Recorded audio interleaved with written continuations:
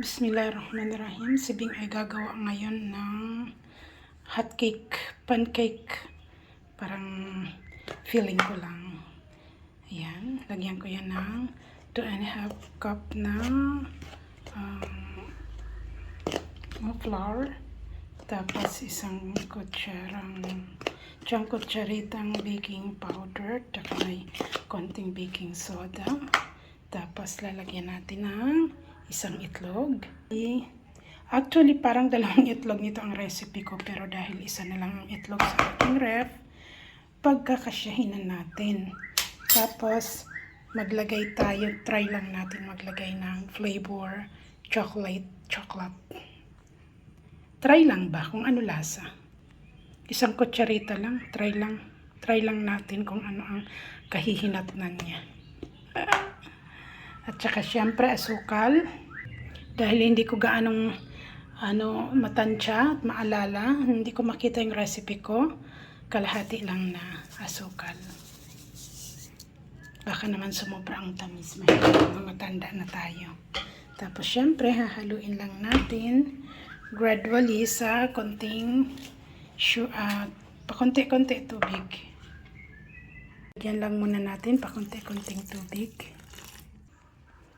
Nilagay ko na lahat yung isang cup na tubig.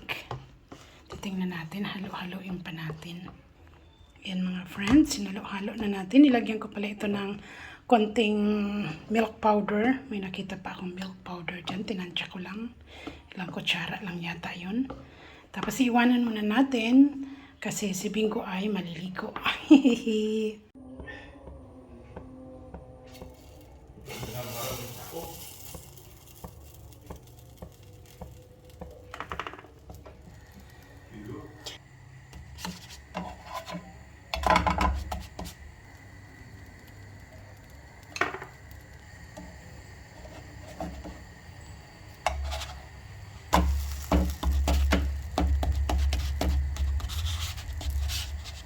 Lagyan natin konting margarine. Chocolate na may margarine. Try na lang kaya kung okay ba siya.